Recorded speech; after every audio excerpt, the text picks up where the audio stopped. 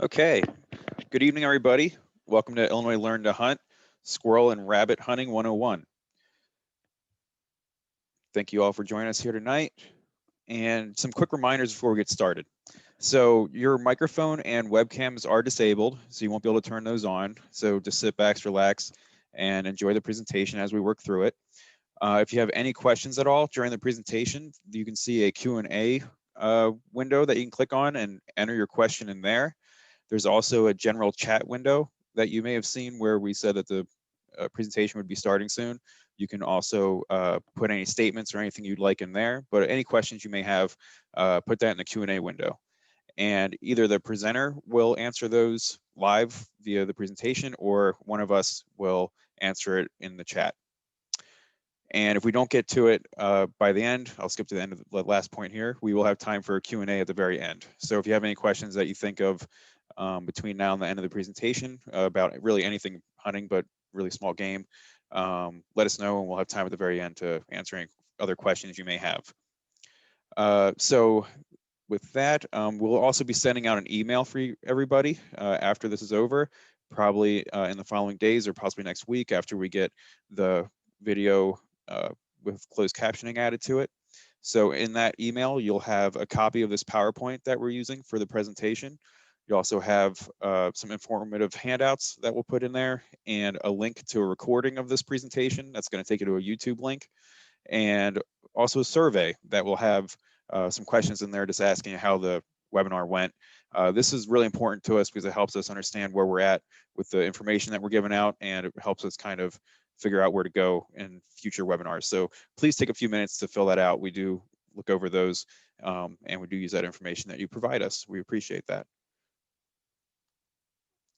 So our presenters tonight, we have Dan. Dan, would you like to say hi real fast? That way everybody knows what you sound like.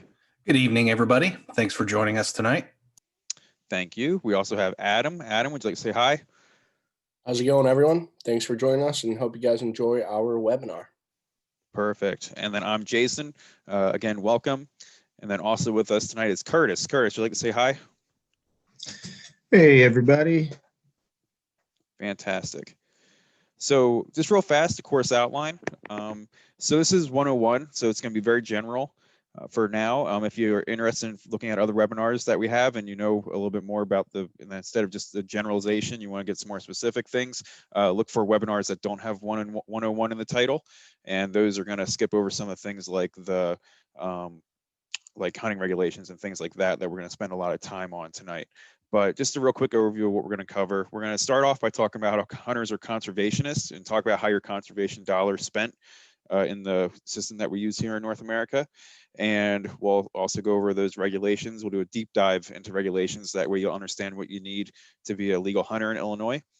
Then we'll talk about the legal methods of take and talk about some shotgun shells and how you pick out different shotgun shells and what the different information is on like a box might mean. Go over that for you. Then we'll talk about one of the biggest hurdles for new hunters, or any hunter really, is land access. So we'll talk about ways to try to find some land access to go hunting on. Then we'll go into the small game aspect of this, which is going to be the squirrels and rabbits, and talk about some of the behaviors and hunting strategies for both of those species. And then we'll finish up by talking about how to do some post-hunting processing if you've never butchered up a squirrel before. And we'll end on some cooking recipes and some utilization for wild game. And again, we'll have time at the very end for a question and answering session. So to get started with how hunters are conservationists, we're going to turn it over to Dan. Perfect. Thanks, Jason. And like Jason mentioned, we always like to start off with a quick conversation about why hunting is still kind of relevant as we, obviously society has shifted in the recent decades, and hunting is still a very, very valuable tool, both in the way we manage wildlife populations, but also in the way that we fund conservation efforts in the United States. So we want to highlight one of the bigger kind of funding mechanisms for conservation, and that is the Pittman-Robertson Act, which is also known as the Federal Aid in Wildlife Restoration Act. And this is an act that was passed in the year 1937 by the U.S. Congress. And the real cool thing about this act is it essentially places an excise tax of about 10 to 11%, depending on what type of equipment you're buying, on hunting equipment. So on ammunition, on shotguns and things like this. And that the nice thing about this act and that specific tax is that it's not rung up at the cashier's office. So, when you buy something, they always ring that additional sales tax. Well, the way this tax works is it's kind of taxed at the manufacturer's level. So that tax is already built into the price of the item. And so you don't see that kind of come up as you're purchasing an item. But this money is then kind of allocated by the U.S. Fish and Wildlife Service, so by the federal agency. It's allocated based on kind of a unique formula, but it essentially looks at the total land size of the state, as well as the amount of hunting licenses that they sold the previous year. And so that's how they kind of calculate how much each state receives of this funding. And this funding is very important, like I mentioned, to the way we manage wildlife conservation in this country, but it's also really important in the way that it can be used. When it was passed by US Congress, there was very specific, basically rules and regulations in place that say this money can only be used for a certain amount of things. So it can't be used by the general revenue fund for anything like that. It's specifically to conserve wildlife, but also to provide more hunting and target shooting available in the state. And so this is kind of one of those acts that really shows that hunters are putting their money where their mouth is in a lot of these efforts. And it's a fairly substantial pool of money. Last year alone in Illinois was about $12.7 million, if I recall correctly, of just this Pitt and Robertson funding. We anticipate that to be a little bit higher in the coming year as firearm sales have kind of ticked up. So it is a really important funding mechanism for wildlife conservation in the United States.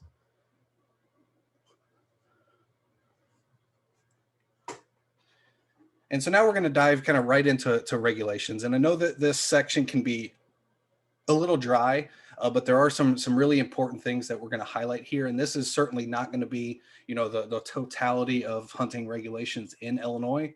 But what we're going to try to do is highlight some of the more important regulations, particularly that kind of relate to rabbit and squirrel hunting. So we'll go over legal game. So what legal game can you harvest? What licenses and permits and other credentials are required for you to have to be able to legally hunt these species. We'll also go over a few lottery applications for some of these very specific hunts. And then we'll also discuss legal methods of take, hunting seasons, and then post-harvest procedures. So just kind of bear with us during this regulation section. Then kind of once we get past this, we'll really dive into the hunting strategies and kind of the ecology of these species.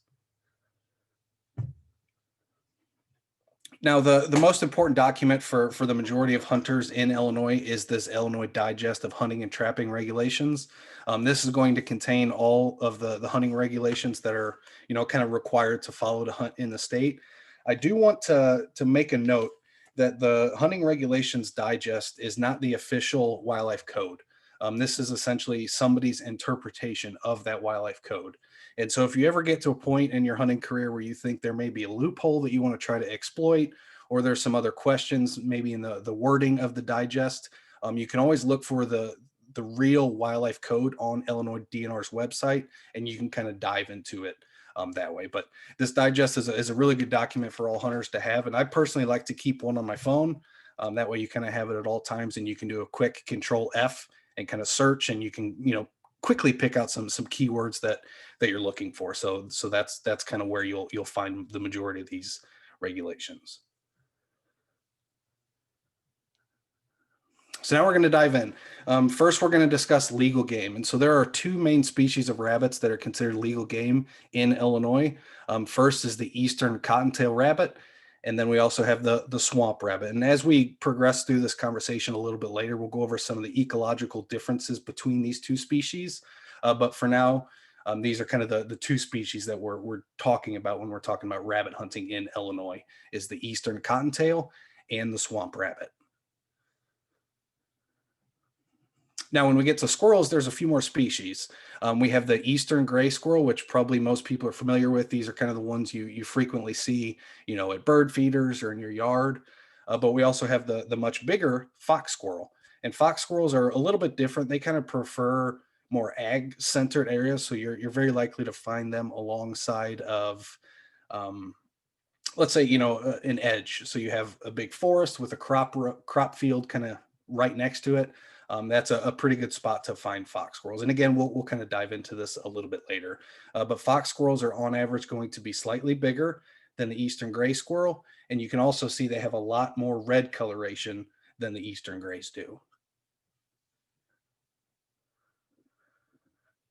A couple other species of squirrels that we find commonly in Illinois is the red squirrel. The red squirrel is a very small squirrel, kind of chipmunk size, and so you're not likely to see them very often while you're out hunting. Same with the flying squirrel. So the flying squirrel is another arboreal squirrel species that is, again, very small, but they are fairly nocturnal, and so typically you won't see them while you're out there hunting. But these are a few other species of squirrel that you kind of need to keep in mind that are not legal to harvest during the squirrel season. So now we'll get into some of the required credentials. First and foremost, you need to have your hunter education safety course. If you were born on or before, either on or after January 1st, 1980. And Illinois has several different course types, like most states. They have instructor-led courses, so that's where you kind of go sit in a building and you have, an instructor and kind of hands-on, and you're probably there with, 30 to 35 other students. They also have an online self-study kind of hybrid, and so you can do a portion of the course online and then a portion of the course in person. So that is another option. Now, if you are 18 years or older, there is also the option to do a full online certification. And so this is when you can kind of complete the totality of the hunter safety course online at your leisure. And the nice thing is you can kind of, you don't have to do it in one sitting. You can do it for an hour or two, save your spot, come back to it. So that is an option. Now, I will give kind of a quick caveat. Hunter education courses, particularly the instructor-led, have kind of been on pause since the COVID-19 pandemic has kind of started. I haven't personally heard when they're going to start those back up. I anticipate they probably will here in the spring. So just be looking out for that full calendar if that is an option or if that is something you're interested in. But remember, you can do the entire course online. And now if you do, let's say you want to go squirrel or rabbit hunting next weekend, you don't have time to do the hunter safety course, there is an option for you to still hunt without having this certification. And so that is using the apprentice hunting license. And the apprentice hunting license has a few stipulations. The big one being that you have to hunt with a mentor who has their hunter ed card or is exempt from needing that hunter ed card. So that is an option. It essentially allows you to hunt with a mentor without your hunter safety course for one full season.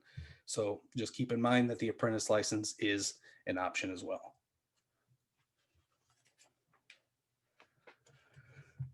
Up next is the Illinois Firearm Owner's Identification Card. This you will need if you plan on hunting with a shotgun or a rifle, so any type of firearm. So regardless of who owns the firearm, Illinois residents who have a firearm or ammunition in their possession must have a valid FOID card. I do want to give a quick caveat. The FOID card is issued by the Illinois State Police, not by the Illinois DNR. So if you do happen to call the Illinois DNR about questions about your FOID card, they will not be able to answer them. So direct all those inquiries to the Illinois State Police. Now, the FOID card has a 10-year expiration.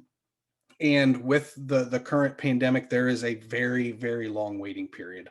I think I read a report in the Illinois Outdoor News last week that it's upwards of 120 days that it's taking to get a valid FOID card.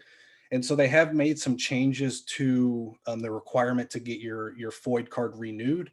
And so they've kind of expanded that. So if yours is expiring in the next month or two, they have granted some leeway there.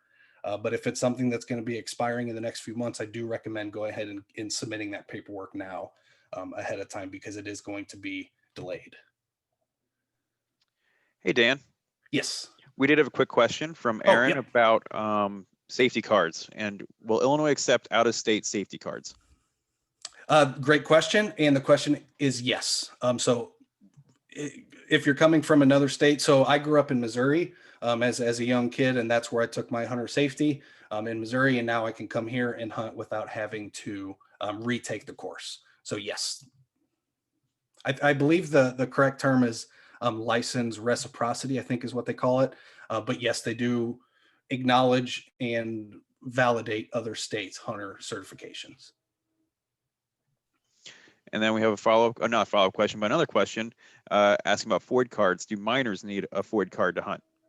No, they do not. And once I transition away from talking and I pass it on to Adam, I will put the exact kind of wording to how they have it written in the wildlife code. I'll put that in the chat because there is some stipulations there, but typically a minor is not required to have a FOID card. All righty, thank you. Yep.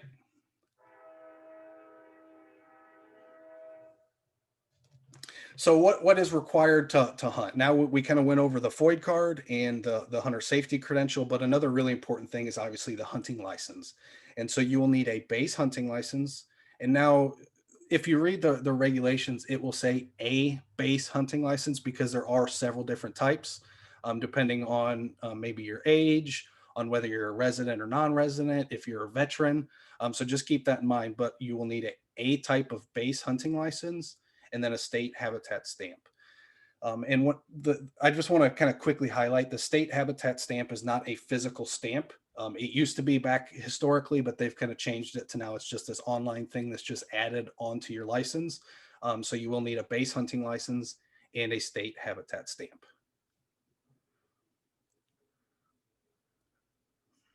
But with that, I'm going to turn it over to Adam, and he's going to discuss site-specific regulations.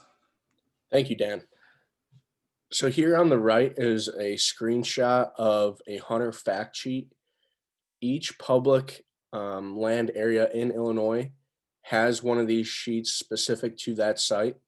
On these sheets, you might have everything written on there from what animals or what species are in season when, how long that season lasts, whether you have any check-in, check-out procedures, whether you need a windshield card or a sign-in, sign-out sheet, as well as if you need to use non-toxic shot or not.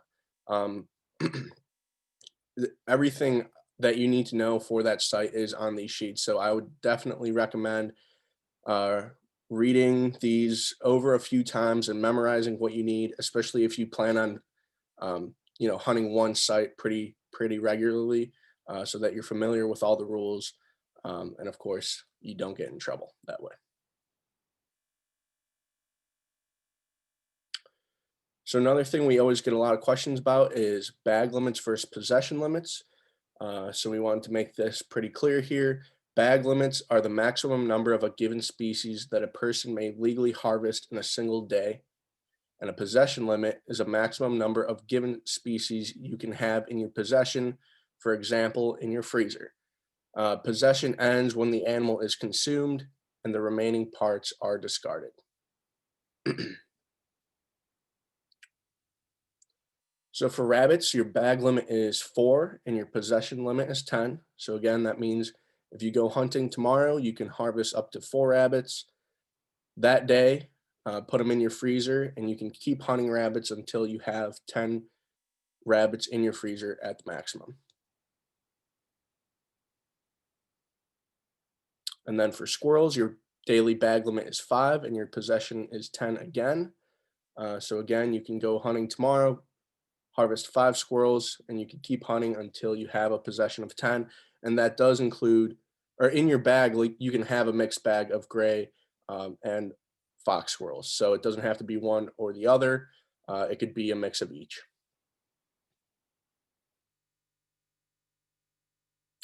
So your rabbit hunting season, so this year it started on November 7th, 2020, and it ends on February 15th, 2021. So in a little less than a month from today, your shooting hours for rabbit hunting are sunrise to sunset. For squirrel hunting, the season this year started August 1st, 2020, ends again February 15th. And for squirrel, there's a few other dates you have to remember. It is closed November 20th through the 22nd and December 3rd through the 6th in counties that are open for firearm deer hunting. So those are every county except Cook, DuPage, Lake, and Kane County east of Route 47. So in every other county, squirrel hunting is closed those 2 weekends. And then your shooting hours is exactly the same as deer. It's a half an hour before sunrise to a half an hour after sunset. So moving on, to hunt rabbits and squirrels in Illinois, shotguns, rifles, air rifles, or archery equipment may be used. Of course, this does depend on if you're hunting private land or public land. There are very few sites that you can use rifles for small game on public land, but there are a few. So here on the bottom left, this is what we call judo points or small game points. So that is, instead of hunting small game with broadheads on your arrows that you use for larger game, you want to use kind of smaller, blunter objects. That way you don't fly past, your arrow doesn't fly past through the rabbits or squirrels and keep on going. These are kind of meant to dispatch small game effectively and quickly, but it minimizes you losing your arrows just because obviously they're harder to hit. Those points on the sides are, just in case if you miss, it latches onto grass and stuff and you don't lose your arrows. They're a lot easier to find. So those are what small game points look like. And here on the top right, we have a picture of a few different kinds of shotguns. So I'm going to go over what those are. So your over under and your side by side. Those are shotguns.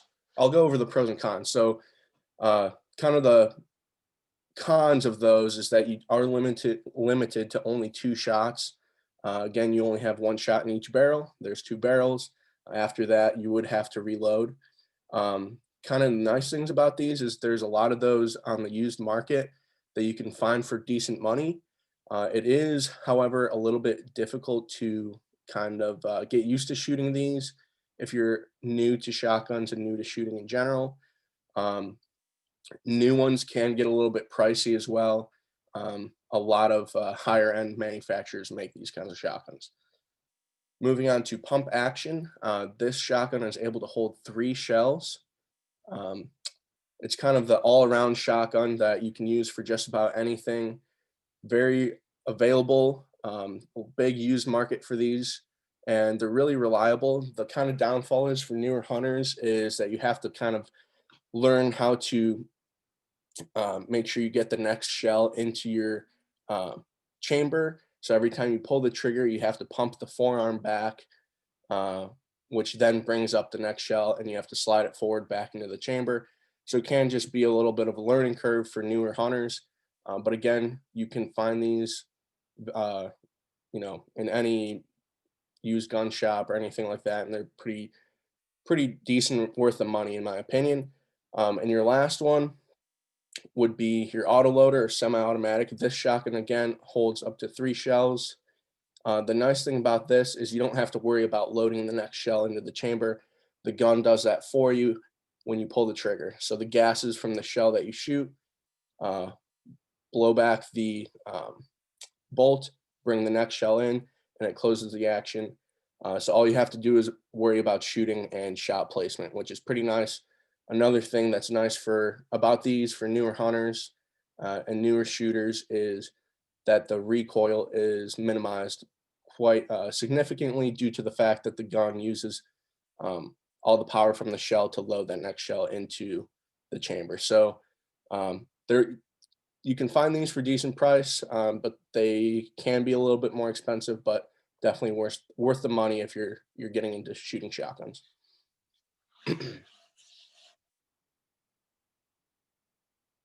So some shotgun related regulations. Shotguns are most commonly used for squirrel and rabbit hunting in Illinois. You may use any gauge of shotgun to hunt small game.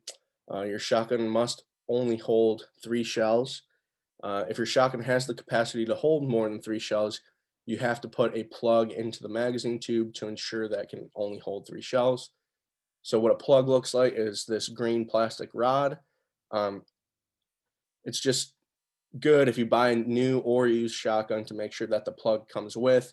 If you don't, they're a couple, $2-3, and you can buy one, or you can make one out of a wooden dowel rod or something like that. But you have to make sure that your shotgun is only capable of holding 3 shells.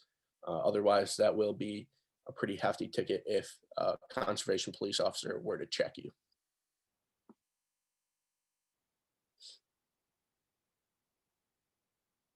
So rifles for squirrels and rabbit hunting. Squirrels and rabbits may be harvested with a rifle or handgun. The caliber of the handgun or rifle is not regulated except on state-owned or managed sites. So again, not many sites will let you use rifles for small game, but there are a few. And most common calibers used are 17 and 22 caliber bullets.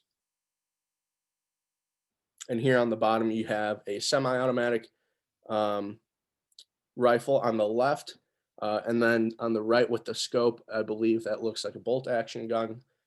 So you'd have to, slide the bolt back and load the next shell every time you want to shoot.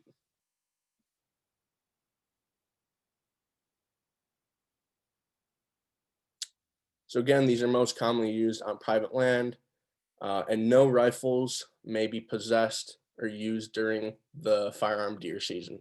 So if you want a small game hunt during the firearm deer seasons, stick to archery equipment or shotguns. And then some clothing regulations. So blaze orange or pink, you have to wear at least 400 square inches of solid, not camo blaze orange. That must be visible at all times. And you do have to wear this for only rabbit hunting and not squirrel hunting. So if you're rabbit hunting, make sure to keep your orange on. I always try to keep an extra vest and hat in my truck just in case I forget it. That way I can always just throw that on and be legal and get ready to hunt. And with that, if there's any questions, please drop those in the chat. Otherwise, we're throwing it back to Dan.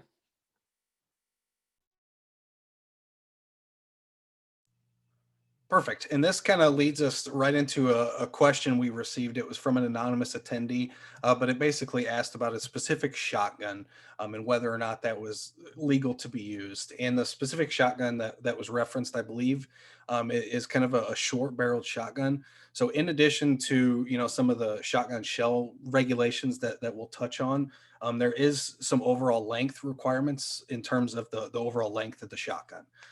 To be able to legally hunt with. So the barrel shall not be less than 18 inches. So the shotgun barrel must be 18 inches and the overall length should not be less than 26 inches. So the majority of shotguns that you purchase will fit within that frame. They'll be longer than that because typically a longer barrel allows you a little bit more accuracy and flexibility and things like that. And we'll get into that in a little bit, but I just wanted to quickly bring that question up because it's somewhat relevant. But one of the biggest choices in my preference, that any small game hunter can make in terms of their gear is choosing the correct shotgun shell. So we're going to go over a few of the measurements that you're likely to see on the box of a shotgun shell and kind of what they mean, as well as some of the trade-offs that you're likely to see. But there's again a few different measurements, and the nice thing is I'm going to break it into kind of 2 groups. So there's gun specific measurements. So these measurements are going to be dictated by the specific firearm that you plan on hunting with. Then on the flip side, there's non-specific measurements that can kind of change from vice versa. So these gun specific measurements are again going to be dictated by the shotgun that you're using.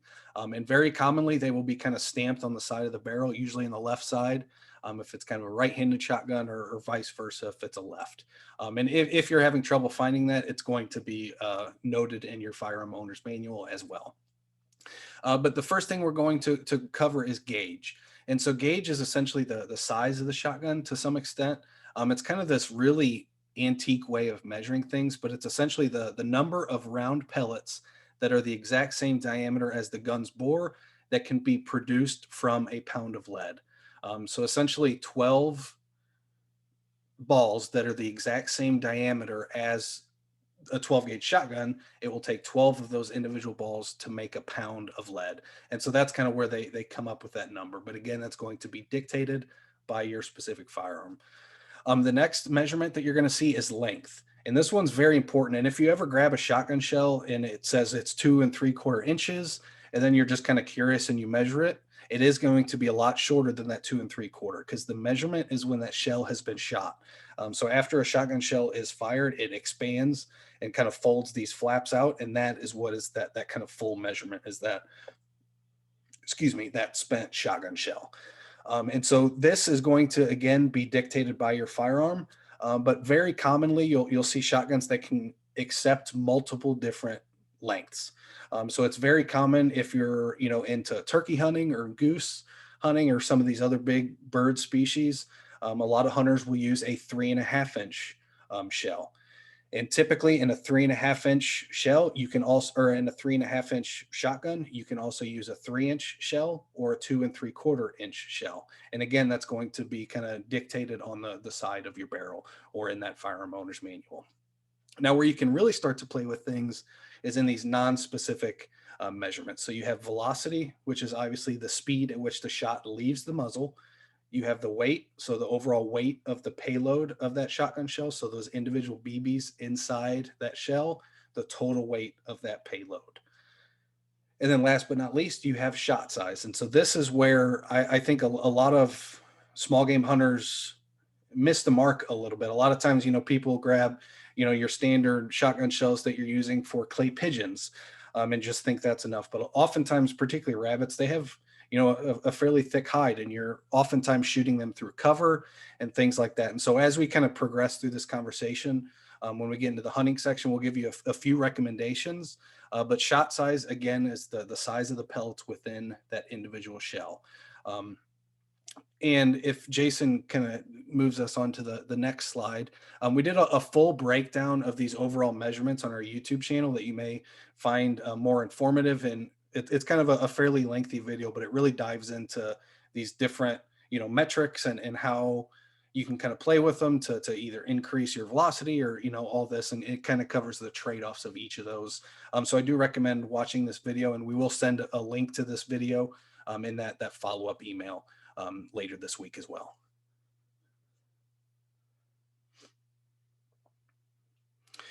So most hunters will use number 6, number 7.5, or number 8 shot for squirrels and rabbits, particularly lead. Now, if you are required to use non-toxic, which a lot of the DNR sites are starting to transition to that. Now, waterfowl hunters have been required to use non-toxic shot for decades almost at this point. But for a lot of people who hunt, birds and rabbits and squirrel, we've kind of been using lead historically still. But a lot of these DNR sites are starting to transition to non-toxic. So just make sure you check that hunter fact sheet that Adam referenced earlier. That's going to tell you what kind of shot you can use. Now, when you are required to use non-toxic, there are a few things to keep in mind. Number one is they shoot ballistically different than a steel shot. The weight is different. Steel is a lot heavier of a metal than lead. Lead is a lot more malleable. And so typically the rule of thumb is whatever you're using in lead, drop down 2 sizes to get kind of the steel shot equivalent that's going to perform similarly to that lead load. And so me personally, I really prefer a number 6 or a number 3, or a number 6 lead and a number 3 steel. I have found those to perform very well. Now squirrel, it's going to be a little bit different, particularly depending on the seasons. Obviously, squirrel season, like Adam mentioned, starts in August. So there's still a lot of leaves on the trees at that point. There's a lot of brush and other, snags. So very commonly, you're going to be shooting at a lot closer of a target just because you won't be able to see that far. As you progress through fall and winter into kind of where we are now, the trees are pretty barren and you can see for a long way. So you may want a slightly bigger shot size that can allow you to increase your effective range to allow you to take a little bit longer of a shot.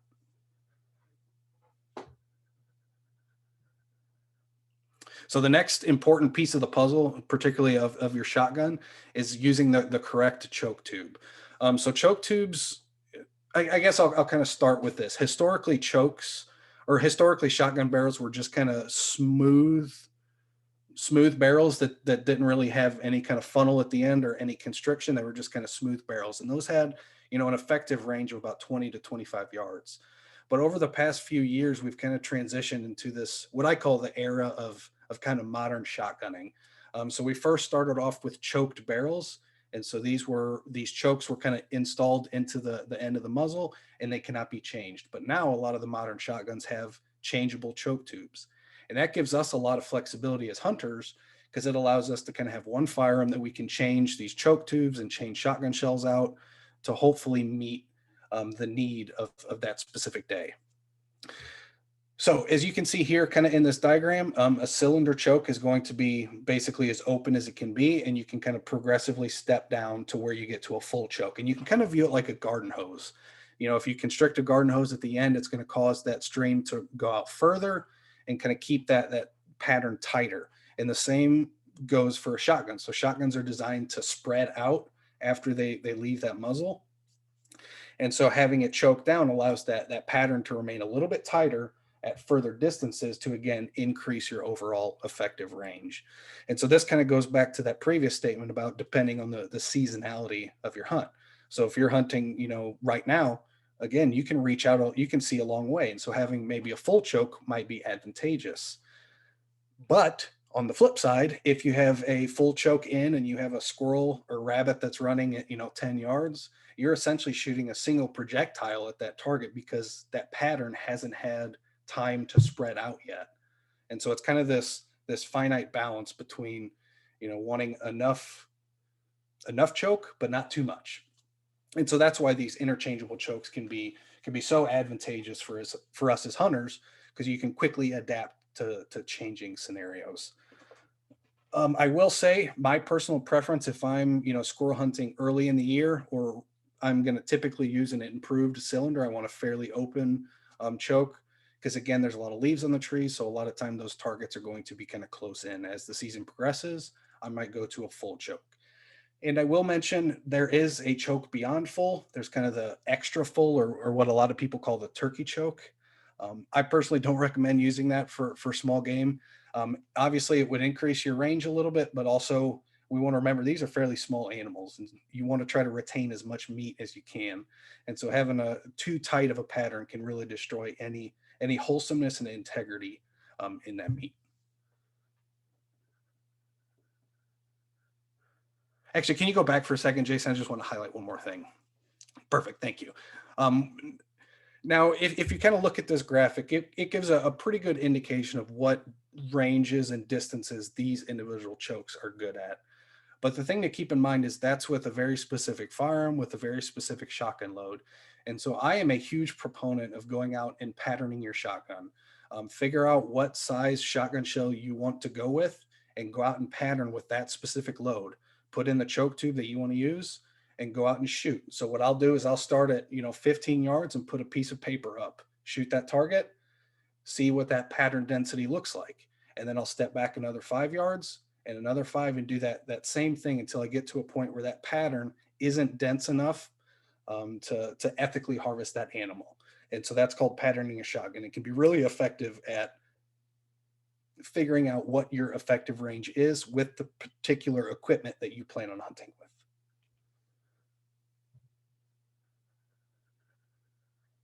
As we've mentioned a few times, a lot of the DNR sites are shifting to non-toxic shot.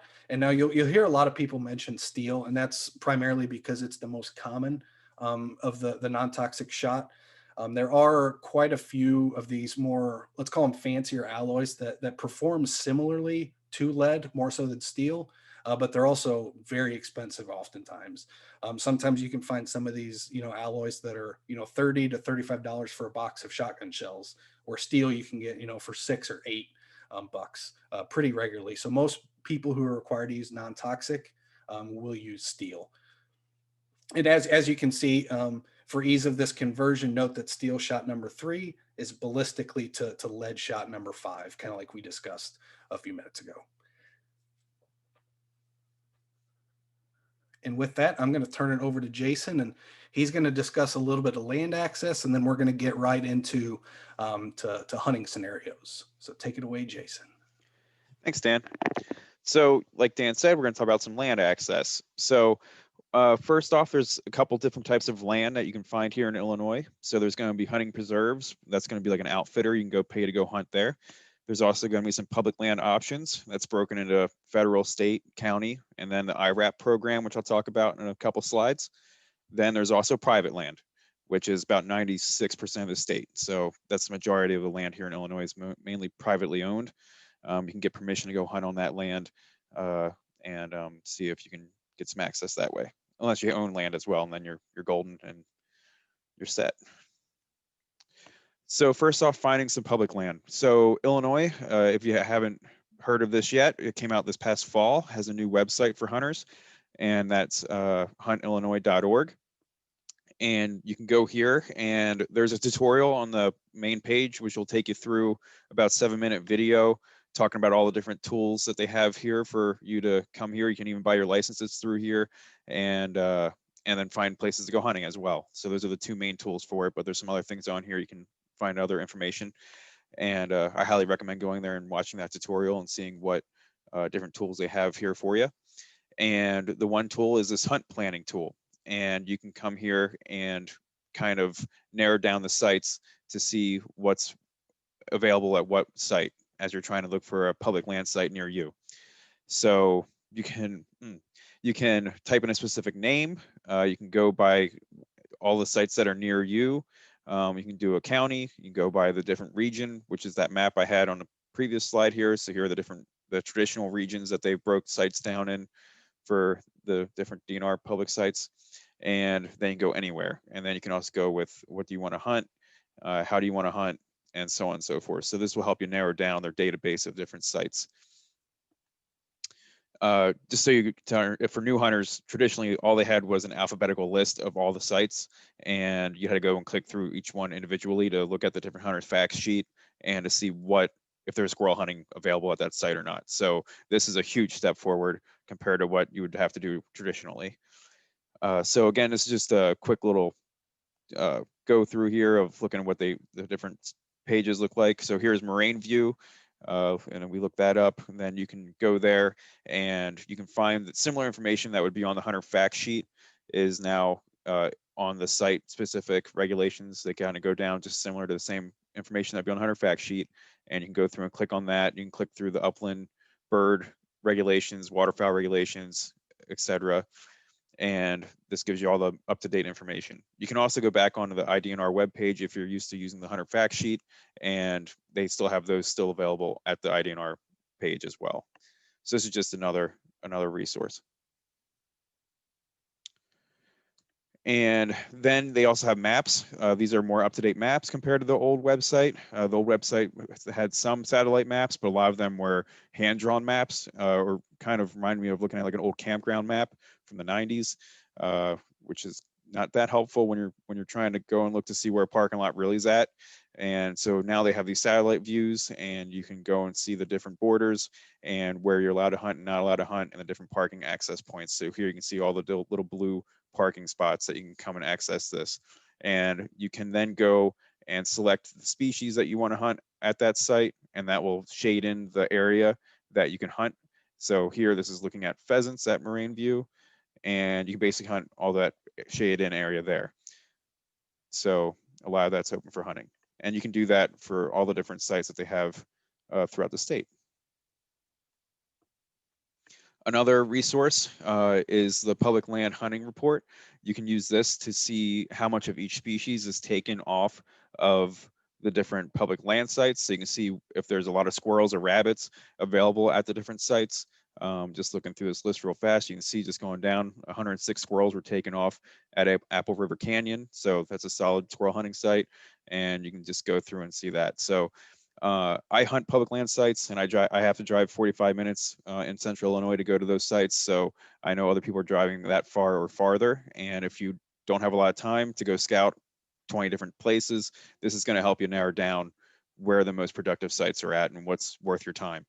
And then also on this, you can see how many hunting trips were taken. So you can look at the pressure as well. So you can try to find that middle zone of where there's a lot of species, a lot of animals there being taken off, but also maybe not a lot of pressure at the same time. So if you're worried about bumping into a lot of people, you can see total hunting trips taken. So give you an idea of how pressured that site is. And they also have the total size of the site and things like that. So this is a very informative page that you can look up on the IDNR website. And they have these for a lot of the different sites that have the windshield cards. This is where all that information goes. So there is a rabbit hunting lottery. It's free to enter, and it is usually in August that you put in to do that, and that gives you access to certain sites that have high rabbit populations. So it is worth the free entry if you're interested in hunting rabbits to go and put in for that. It's similar to the upland game lottery as well. So you would put in for this for getting access to upland game, upland birds, and things like that. So it's the same lottery, but rabbits fall under the upland category. So on those sites, you can hunt rabbit at the same time as you're hunting the upland birds. There's also the IRAP site.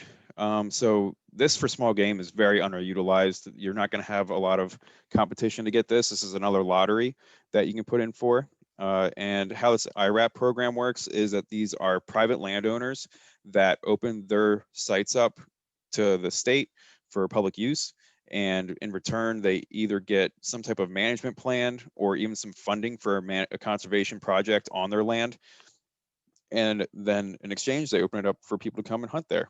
So you can go to the, excuse me, you can go to the IRAP program website there and apply for that lottery as well and see what sites are open for small game in your area. There are, again, it's a lottery. If you're a first-time hunter or if you're a youth hunter, you have a higher chance of winning that lottery. And if you're considered a first-time hunter if you haven't hunted that species in the past 5 years. So they have that on record, what you've, excuse me, what tags you've gotten. So if you haven't gotten a tag for that species in the past 5 years, you're considered a new hunter. And then there's also private land, which I mentioned before.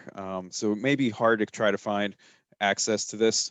A lot of hunting rights to different private land now you have to pay people to get access to their land.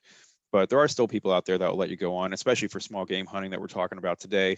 You might be able to get on, especially now with squirrel. There's not much farming going on, so you can probably go on, and there's deer season's over.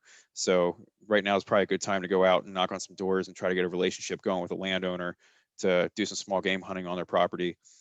So a lot of the issues with this is getting liability issues that people are afraid of. And one way to get past that is to have this card that the DNR provides. If you don't exchange money for access to their land, there's no liability there. As soon as you exchange money, then the landowner becomes liable to your safety. So there is an act that was passed that provides that safety to a landowner to allow someone to go on their land without that liability. So this is just like a general courtesy card. There's this, so it just has your general name, address, and information, and any type of rules or whatever agreement you want to come upon with the landowner. It just makes it a little bit more legit instead of just the old handshake. So this is just something else that you can kind of take away that reluctancy and the liability issues that might come up. And then going back to the slide real fast, if you're looking for landowner information, you can utilize plat maps to find landowners, and that's tax information if you're not familiar with that term. So you can see who owns that land. There's this information can be free at the county courthouse, but there's also you can buy books that have the plat map information inside of it, just like an atlas. And there's also apps now, like OnX Maps uses this information. That's an app that you have to pay a fee to get, but it allows you to have the different landowner information right there. They overlay it on a Google map, which is a smart idea for them to put that together. It's really useful if you're trying to find landowners for different areas that it's right there. So OnX Maps is that one. There's a couple other apps that have that information as well if you look around, if you don't want to go with that one. And finally, just a reminder for people who may not be used to walk around the woods, in Illinois, there's a purple paint law. So you need to know your boundaries, and that's another reason why those different mapping softwares are good, because they give you the idea of where the boundaries are at for the different public land or even private land that you may be hunting on.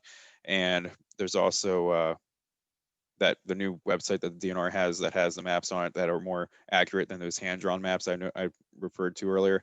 So make sure you know where you're at. Ignorance doesn't stop you from breaking a law. And so if you're across a border that you're not supposed to be on and you're trespassing, you will be ticketed for it. But something that some people may not know is the purple paint law. And so if you see a line of purple trees in the woods, that's as good as a no trespassing sign. So just a heads up there. So that's what the purple paint is, basically a no trespassing sign. So keep that in mind as you're walking around.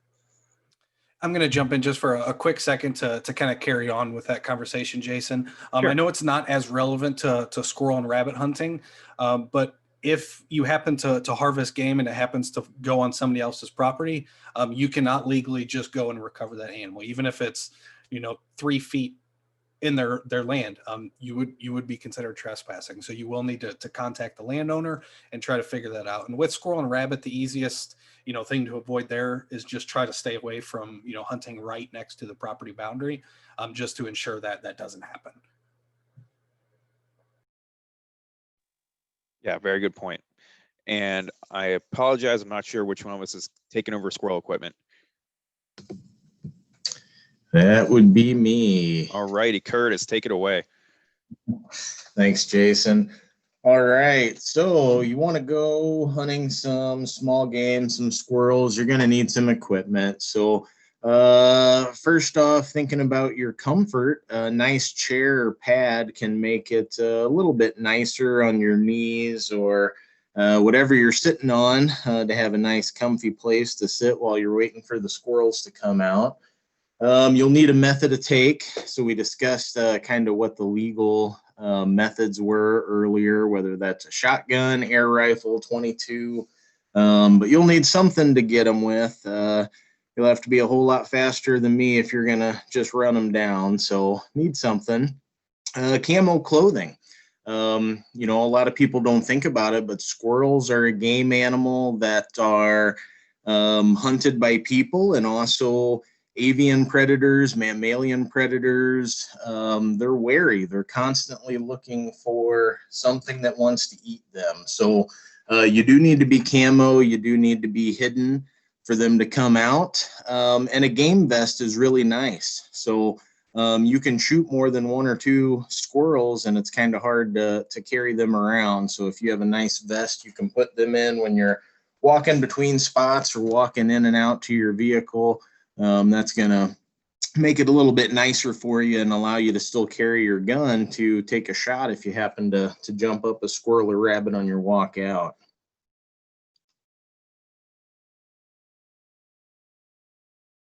Okay, getting into behavior. So we got a fox squirrel here, nice picture. So squirrel behavior, like most animals, are going to change throughout the hunting season. And what really changes, of course, is the woods and the habitat, and that changes the squirrel's behavior, because that's where they live. So in the early season, thinking about August, a lot of leaves on the trees, visibility is pretty low. It's hard for you to see squirrels, but that's also going to be the point in the season when their population is the highest. So there's going to be the most of them out there. There's also going to be the most food. At that time of the year, they might be just getting ready to start caching nuts and stuff, but they could be feeding on a lot of fruits and buds and even insects and even nests. So that's a time of plenty. Once we get into the middle season, that's when squirrels are really going to kick it into hightail work, cache and food mode. So they know the hardest season is coming, the winter, when resources are at their lowest. That's also when squirrel numbers are at their lowest. So they're working hard in the fall, making sure they've got a cache so that they can make it through that winter, no matter what kind of weather the season throws at them. Also, squirrels have 2 breeding seasons in Illinois. So a squirrel's a rodent. That means they're really good at reproducing. They're in ecology what we would call R strategists, as opposed to K strategists, which are like us, people. We live a long time. We don't have a lot of offspring. That makes us a K strategists. Squirrels and most rodents are R strategists, so they don't live very long. Average lifespan of a squirrel is about 1.5 years, so not a long-lived species, but they can have big litter sizes. They can reproduce multiple litters per year, and they're good at making more squirrels. So even though mortality is extremely high, the year-to-year population of squirrels is pretty stable. One neat thing about their reproduction is fox squirrels are for the most part monogamous and pair up and will form a pair bond that pretty much sticks together. And gray squirrels are kind of the opposite and much more polygamous and looking for different partners all the time. So there's a little bit of differences between the two squirrels here. We'll go on to the next slide. Okay, habitat. So really, when we're talking about hunting squirrels, we want to focus on habitat. And it's the same habitat that's good for deer. How many people have ever went deer hunting and not seen a squirrel? Probably nobody. Can't see how many hands were raised, but if you're in a good spot for deer, chances are there's squirrels around too. So it's actually great to double up squirrel hunting with your scouting, either pre-season or post-season. Take a method of take and a little bit of equipment, and you can combo a squirrel/rabbit hunt with your scouting. But same type of habitat. Squirrels are obviously arboreal species, so we need forest, and generally we're talking about hardwood mixed forest. Nut-bearing trees are big. Obviously, it's the mass that really is what keeps squirrels over the winter. So hickory nuts, acorns, beeches, all those things. Squirrel prefer to nest in the cavity of a tree. They will make leaf nests, or they're called drays. You'll see them, especially this time of year when the leaves are off the tree. You can see them even driving 60 miles an hour down the highway. You can see them out in the trees. So that's a good thing to look for to indicate some squirrels are around.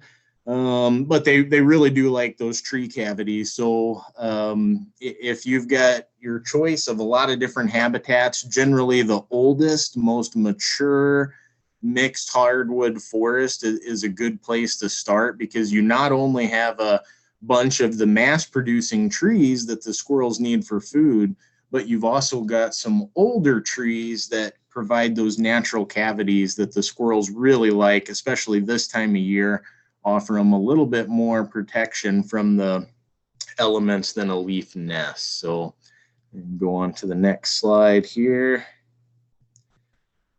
All right, more habitat. So a little bit of differences between the squirrels here. We've got a fox squirrel, eastern fox squirrel up in the top, and an eastern gray squirrel in the bottom. Now, Dan talked about some of the differences, which are pretty obvious that you can see here. One thing that I do want to point out is there is a little bit of variation.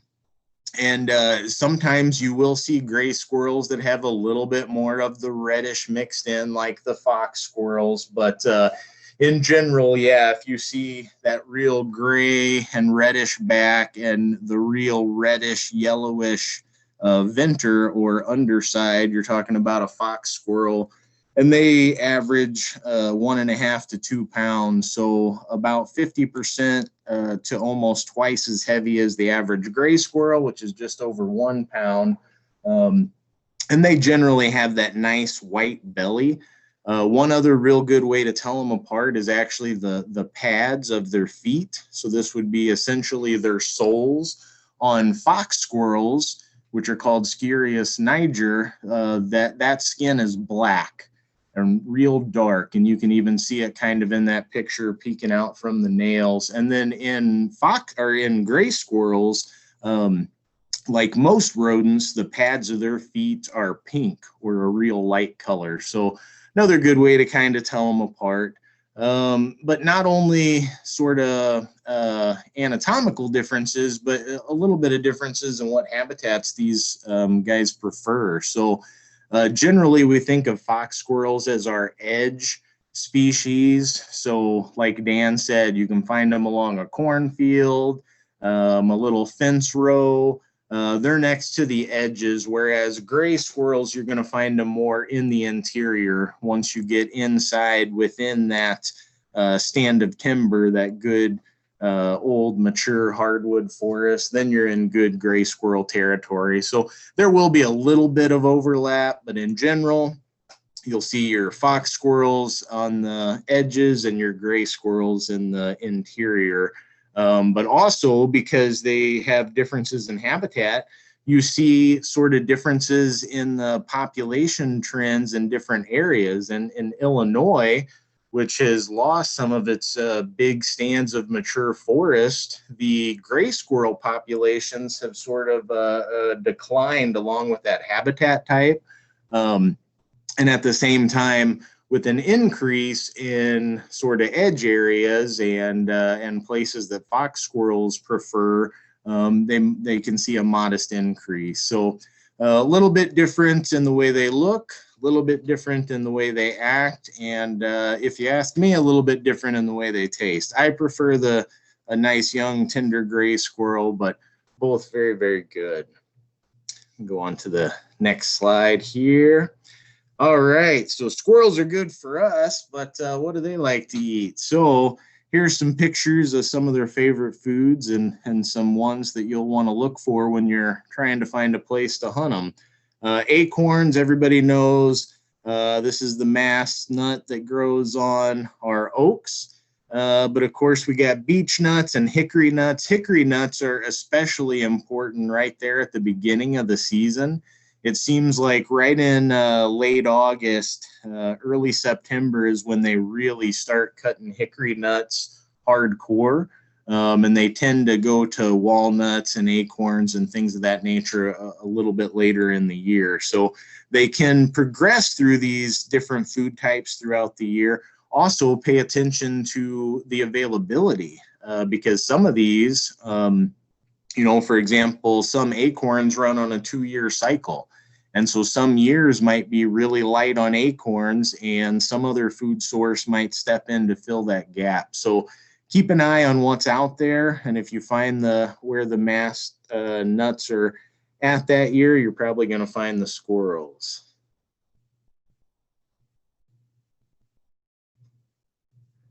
All right, so acorns in particular, let's talk about how to tell red versus white oak. And you might be thinking, well, what's the difference? There is a pretty significant difference between these two groups.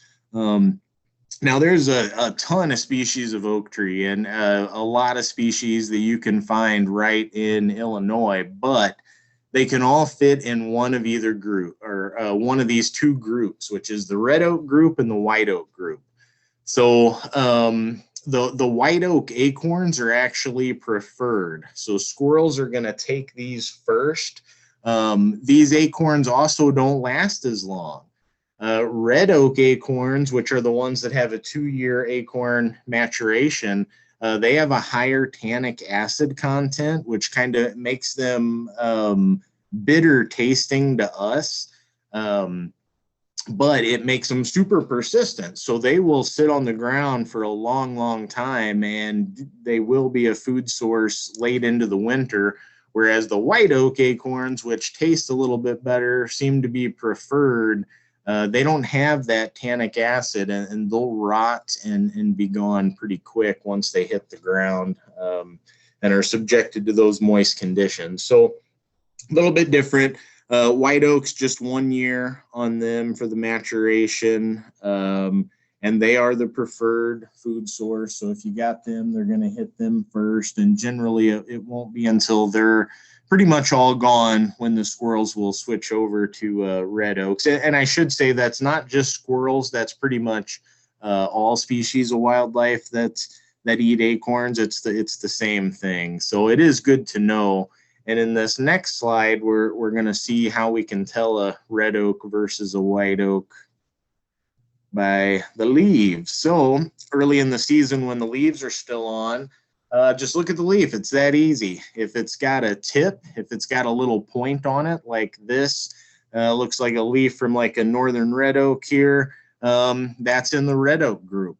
Black oak, there's a bunch of them. They all have a tip that Any oak leaf that has a tip like that is going to be in the red oak group.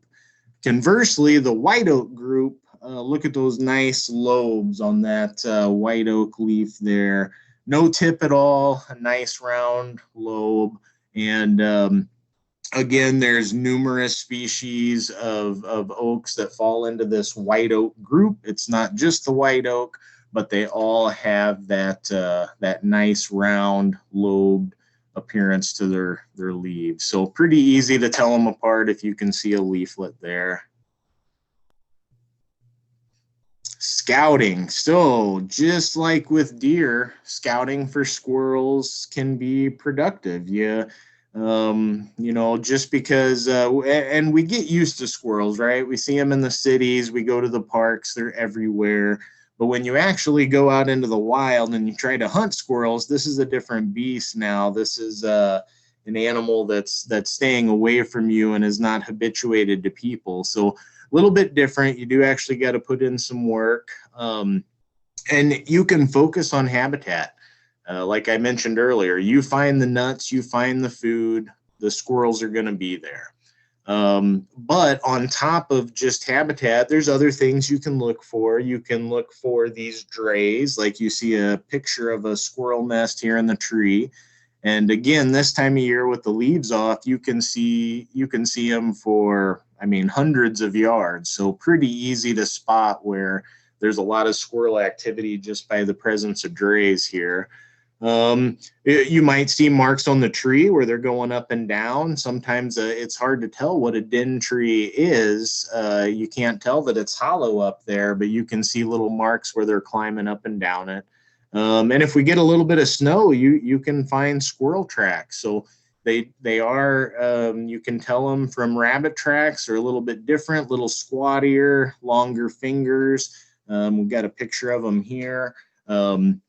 You can look for those. And if we get a fresh snow and you see squirrel tracks, then you know there's squirrels right there right now. Whereas just seeing those nests, yeah, that might have been a squirrel this spring or summer, but for all you know, a red-tailed hawk has already eaten them, or a bobcat's eaten them, or somebody else has already eaten that squirrel before you got a chance to. So seeing the tracks like we do right now, if we get a little bit of snow, that's a good fresh way to tell there's squirrels around. So don't overlook the scouting, even for small game. It can increase your success, which is what it's all about. So let's move on to the next slide here. Okay, now we got some another thing, not just using your eyes when you're scouting and hunting squirrels, but use your ears. And squirrels have some very unique sounds, and by knowing these and listening for these, you can hear them when you're out hunting and can put on a stalk and make a pretty fun experience out of it. So let's play a couple of squirrel vocalizations here if they'll play for us.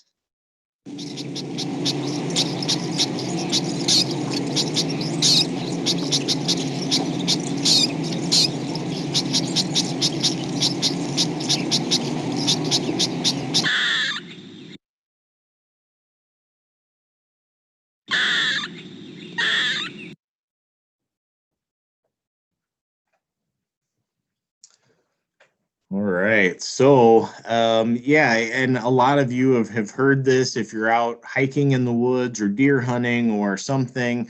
When a squirrel sees something it doesn't like, it'll make that sort of alarm barks and calls that you were hearing there at the end as a way just to tell other squirrels, hey, something's not quite right here. And that can put other squirrels on alert, but it can also be a way for you, the hunter, to narrow in on that squirrel's location and try to, put a plan together to put a stalk on them. So definitely good to know those sounds. And then also not just the sounds that they make like that, but remember these guys are chewing and opening nuts. And a lot of times early in the year, that's the way I find them. That's the first thing you hear is just the sound of a gnawing rodent chewing on something hard, and you find that chewing on nut, and it can take a while to narrow it down, but you know there's a squirrel there, and you're just spending time looking with binoculars through the leaves, trying to find them up there amongst the branches. So definitely be looking with your ears, not just your eyes. Curtis, I got a question for you. Yep. We have a question. No mention of black squirrels? Question mark. Are they legal to hunt? If you Oh could yeah, discuss that. And they are legal to hunt. Yes. Yep, they are legal to hunt. So that is basically all mammals. Well, I shouldn't say. Well, it's possible for all mammals basically to have a black pelage coloration.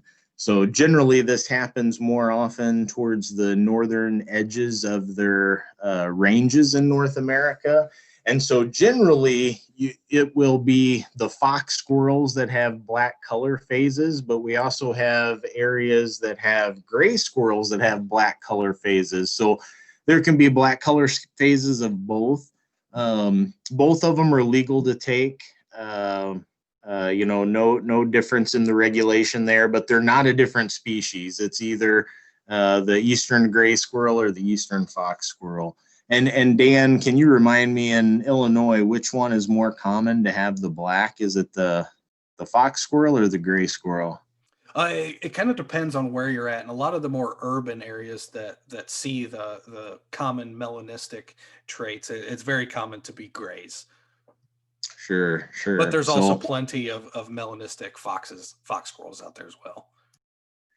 Yeah, and so that's something we call an aberrant, pattern. And Dan brought up a good science word there, melanistic. You can also see one that is partially leucistic, that could have white splotches on it, or could be partially white, and then all the way to albinistic. So definitely some different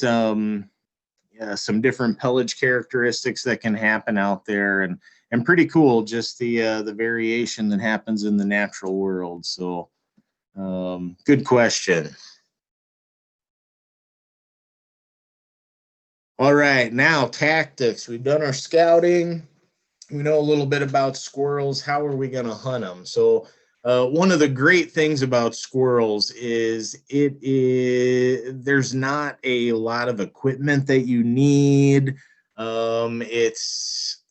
There's generally a lot of access, a lot of places that you can go, and not a ton of people who are after them. And you can go at a moment's notice. If you get off work an hour early and have 2 hours before the sun goes down, maybe you don't have time to get everything ready to go deer hunting or waterfowl hunting or something that takes a little bit more equipment and time, but you could probably put together a squirrel hunt. So lots of different ways you can go about that. Stationary hunting, which is the same way that most people deer hunt. Obviously, this works for squirrels too. Most of us, when we're sitting in a deer stand or a deer blind, we're spending most of the time wishing we were squirrel hunting, because there's squirrels everywhere. So just swap your deer gun for a squirrel gun, and you're ready to go. So now for the stationary hunting, generally what you're going to be doing is sitting in one area for a while and moving. Because unlike deer, which cover a lot of territory, squirrels have a relatively small home range. So you yourself need to move rather than letting the squirrels come to you. But so squirrels are diurnal, meaning that they're active during the daytime, unlike most mammals, but still they prefer the crepuscular period. So right there after dawn and right before dusk are going to be the areas of the most activity for most of the year. So that's the best time to hunt. Use your eyes and ears. Obviously, sometimes this time of year, especially with the leaves off, you can see them a long ways away. But when the leaves are on, most of the squirrels that you find, you're going to hear before you see. And you're either going to hear the claws on the wood, you're going to hear that chewing on a nut like I mentioned earlier, or you're going to hear them do an alarm barks and chatters like we heard in the audio clip. So Another thing, keep in mind the way that you're hunting will help dictate what kind of gun that you use. Early in the season, when you don't have a lot of visibility and your views of squirrels are going to be quick in between leaves, a shotgun might be a better, is going to put more squirrels in your bag probably than a rifle. So go on to the next slide here for a new tactic. So that's stationary hunting. Just continuing on that. You don't need to stay in one place for too long. Like I mentioned before, squirrels don't have a huge home range. So 15, 20 minutes minimum. Give the woods time to quiet down, things to go back to normal.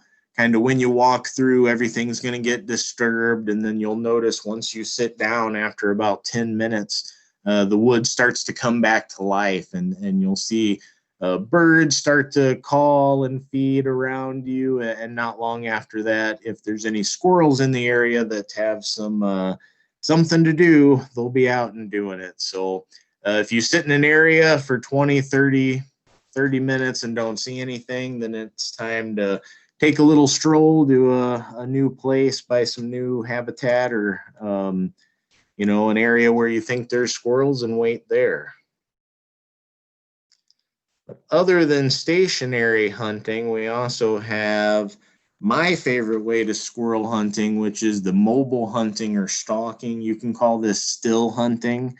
So this is a way that people do hunt a big game as well, especially in the western U.S. where you can see a little bit further. It's not just a woodlands with low visibility, but here in the Midwest, it works great for squirrels. So if you just kind of slowly are walking and moving through what's appropriate habitat and watching, hopefully you can see or hear a squirrel out in the distance before it gets alarmed to your presence. And then you get an opportunity to kind of do a spot and stalk squirrel hunt, which is, it kind of sounds funny because most people talk about spot and stalk with big game, but you can definitely do it with squirrels as well. And it's a lot smaller game that you're going after, but it's still a really fun way to hunt them, and builds up that adrenaline and helps build up your skills as a hunter as well. So fun way to go.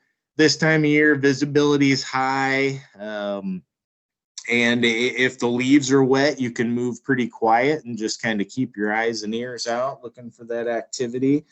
In the early season, it's, the leaves are good and bad. They both help hide you, but they also hide the squirrels. So you might see fewer squirrels than you do later in the season, but they don't see you and spook nearly as bad either.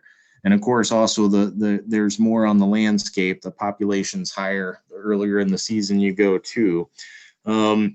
If a squirrel does see you, if it barks at you, chirps at you, and runs away, goes into its den, you probably don't need to sit there and wait the whole evening, because if that squirrel has just been spooked, it's probably got food to munch on. It may not come back out this evening. So just move on to another squirrel. Remember, they're rodents, population's high. Find one that you didn't just scare the bejesus out of, and it'll probably be a little bit easier to get.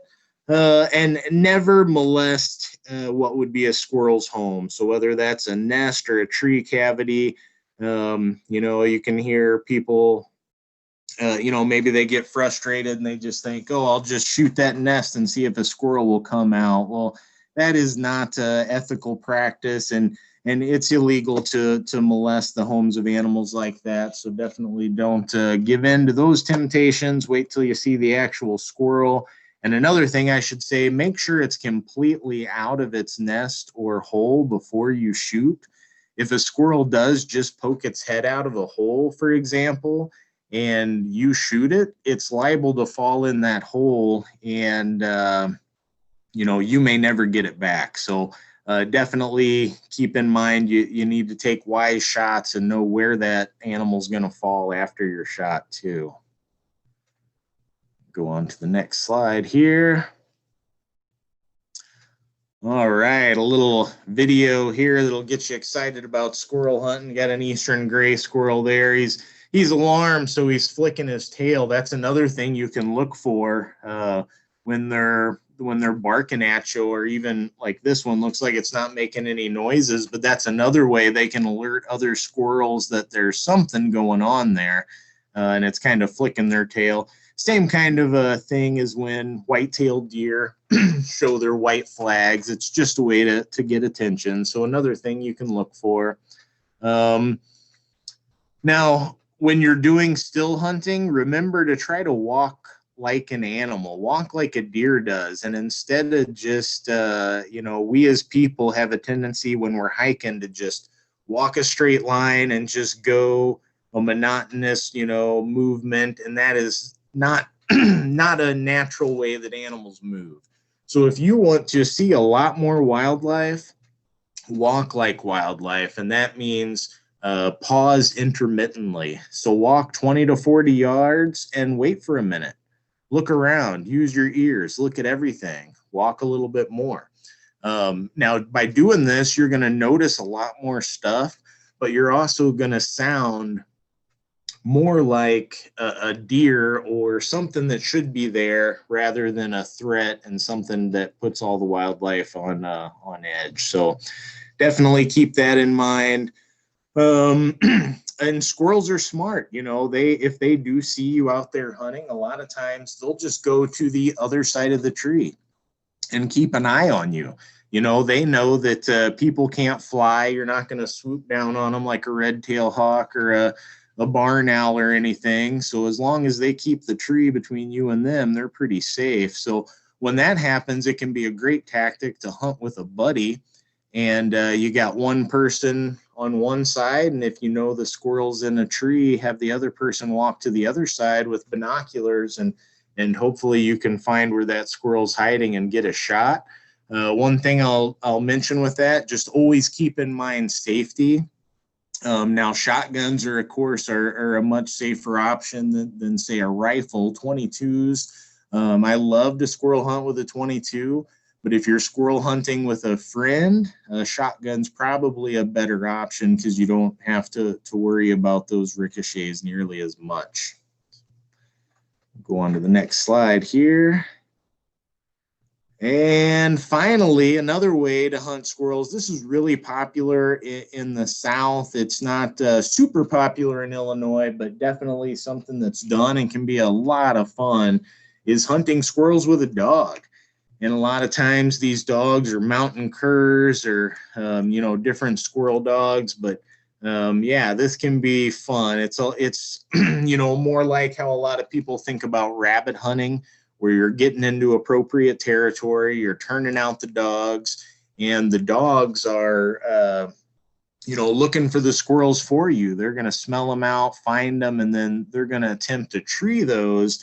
And then you're hoping that they tree those either in a tree that does not have a hole or a dray or some way that they can escape, or that they don't go in those, and that they stay in the tree long enough barking and looking at these dogs and allow you to get up there and get a shot. So be a really fun way to get out, and can also, of course, be a really fun thing for your dog. And there's nothing like getting out in the woods and hearing the barks of the dogs through the holler. Be a real fun time out there. So I haven't had the chance to squirrel hunt with dogs, but I've seen people do it, and it definitely looks like a hoot. So definitely recommend it. And with that, I think we're going over to rabbits on the next slide. And I will turn it over to Dan for rabbits. Perfect. Curtis, if you can hang around, we do have a quick question about using a squirrel call. And I've personally used one, so if you haven't, I can certainly jump on this question as well. Just let me know. Yeah, I'd like to hear your experiences too. But I do like them, and I naturally just like to call because I like to have things to tinker with. So I do like it. I've definitely had times where they seem to not pay any attention to it at all. But I've also had times where it was just what you need. Maybe you do know there's a squirrel but it's being elusive. You know what's up in the top of the trees. You can't get a shot. And they've got these little squirrel calls that you can just tap, and they make kind of the little barks, like a and that could be just enough to make that squirrel say, "Oh, what's that?" and look around the tree and give you a shot. So definitely worth bringing. I'm not going to say it's at least for me, it's not like a miracle squirrel provider, but hey, it's fun to play with, and at times it's going to create shots where you otherwise might not get one. So do you have the same experience with that, Dan? Yeah, it kind of follows along that same line. And if any of you have kind of sat through some of our deer webinars where I discussed kind of my philosophy with calling it deer, it's kind of the same concept. There's kind of two schools of thought. There's the blind calling, where you're just kind of calling into the void and hoping something hears you and may come in, or there's a more targeted calling approach, which is kind of what Curtis described. And that's kind of how I approach calling for squirrels if I happen to do so. Again, it's kind of just trying to draw that squirrel that you likely already know is there, and you're just trying to either get him or her to come around a tree to present a shot, or maybe just trying to get it, a little bit closer so it's more within your effective range. So they can be really, really good to use. But again, I haven't had much success just kind of using them blindly and just kind of calling into the void of the forest and hoping something hears. That's kind of not how I use it, but it could certainly be used that way as well. We had another question from Dan. My impression is that it's generally not legal to hunt with dogs on public land in Illinois, except stocked birds, etc. Is that correct? That is not correct. So a lot of public sites you can use dogs. A lot of the sites, whether you're rabbit hunting, and we'll get into that a little bit. Rabbit hunting can be really good with dogs. Squirrel, pheasant, obviously quail, and some of the other upland birds. Some people use them for dove hunting as kind of retrieval. As well as waterfowl. And so they can be used in a lot of different scenarios. So not just kind of those stocked bird situations. But with that, we're going to jump right into rabbit hunting equipment. And it kind of follows the same lines that squirrel hunting did. And that's why I'm such a huge fan of small game hunting, both, getting more people outside as well as just personally. I enjoy it. I love it. Is because it's so just not gear intensive. If you're thinking about waterfowl hunting or deer hunting, it starts to get overwhelming to some extent, having to rely on this much gear.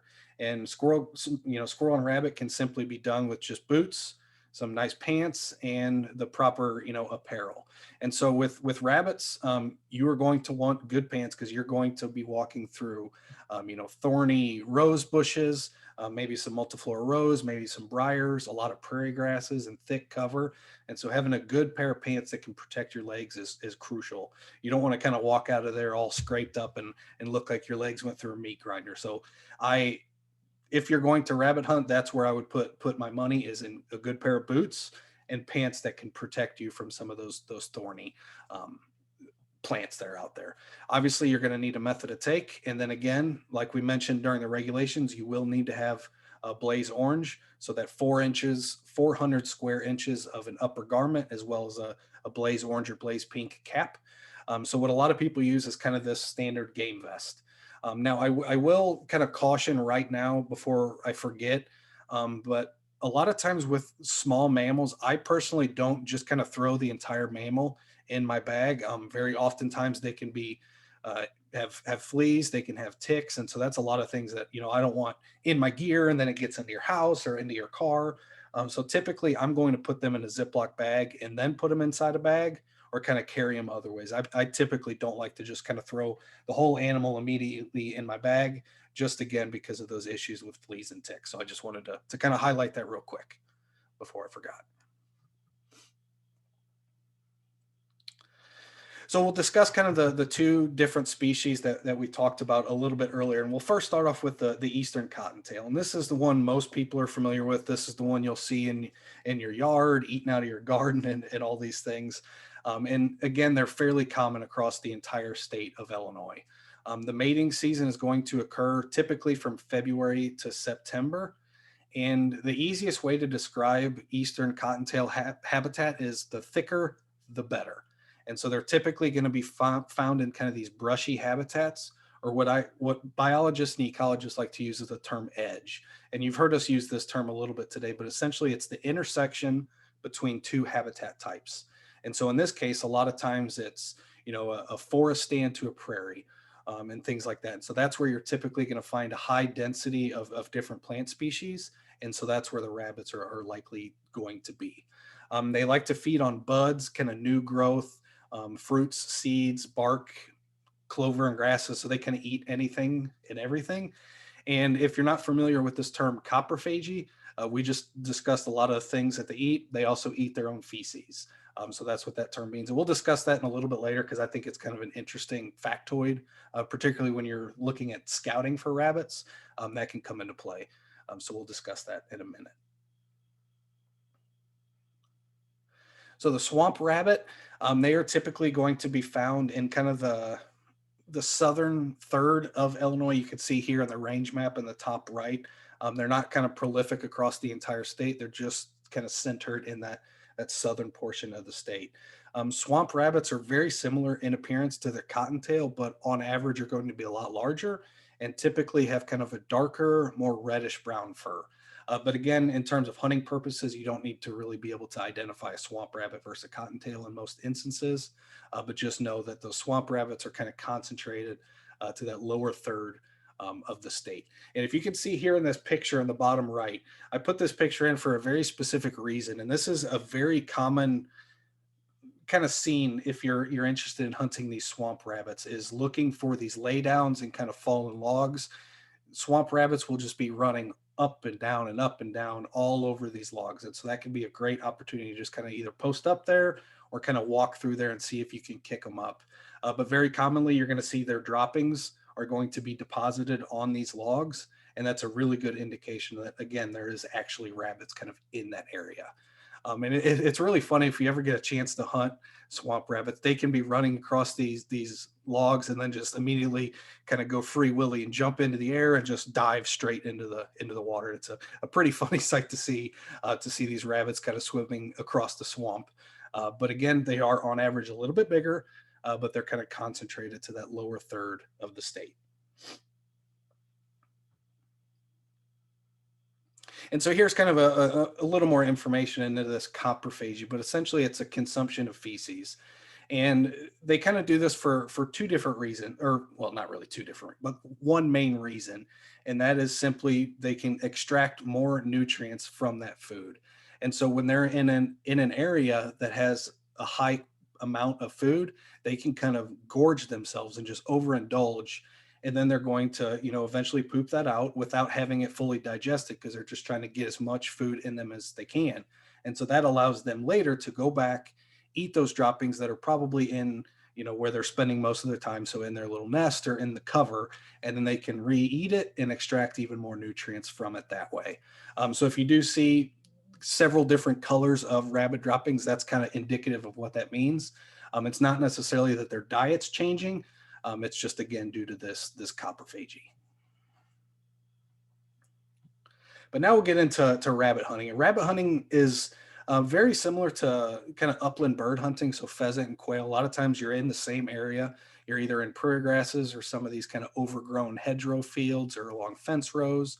But again, that primary thing to focus on is finding that good, suitable cover that's there. If the cover is not present, the rabbits aren't going to be there. So try to identify those areas that have really good cover.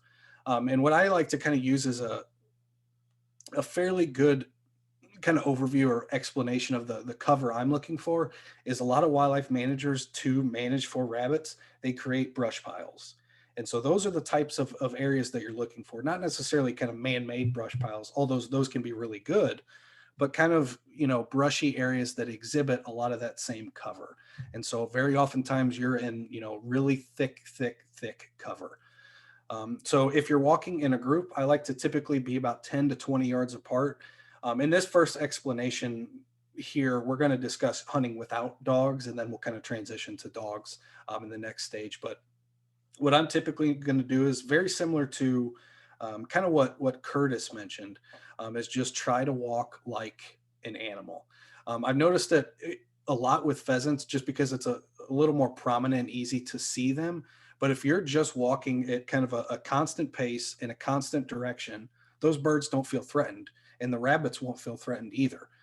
So it's breaking up your pattern, taking breaks, going zigzag. All that does is it kind of reiterates that something is happening. And oftentimes when you pause, that's when you're very likely to see the rabbit, especially if it's within 10 or 15 yards. When you pause, chances are that rabbit may think, uh-oh, I've been spotted. And that's kind of when they make their retreat and try to either head to cover or will try to flee. So those pauses can be very important as you're kind of covering ground. But walk about 10 to 20 yards apart, and again, just kind of this intermittent pace. And as you approach suitable habitat, again, keep stopping. And oftentimes, if it's a brush pile, you might have to get in there and kind of kick the brush pile a little bit. Again, keep your firearm pointed in a safe direction while you're doing this. But sometimes that is kind of required to get these rabbits to flee out of those areas. And obviously, we've kind of hinted at the edges of the field. But one thing I like to highlight, particularly this time of year, now that we're kind of in this period of winter, it's mid-January, we have till kind of mid-February to continue hunting rabbits. So this is the time of year I'm going to really focus on south-facing slopes. And south-facing slopes get more sunlight throughout the day, so that increases the amount of solar radiation that those areas receive. So typically they're going to be a few degrees warmer than that on the north side. And so very commonly, you'll see this a lot with deer too. During kind of the late winter, deer really like to bed on these south-facing slopes. And again, that's just due to kind of the thermal changes that happen on that aspect slope. So if you can find kind of south-facing slopes that have really good rabbit habitat, this time of year, those are kind of the places to go. Snow can be really advantageous for rabbits. Not only does it help kind of see the rabbits a little bit more as they're kind of running through the grasses or shrub, but it also allows you to, again, look for tracks and scat. And that'll be very important. And we'll kind of mention why in the next few slides. But rabbits have this very strong tendency to return to kind of the exact same spot that they were flushed from. And so being able to track and see where a rabbit flushed from and kind of fled from can be an important strategy. And so hunting with a dog is, excuse me, arguably the most effective way to hunt rabbits, but you can, again, certainly have a lot of success without dogs. The majority of my rabbit hunting experience has been without dogs, and it can be very, very good. But rabbits typically have kind of a fairly small home range. It's typically about 10 acres or less.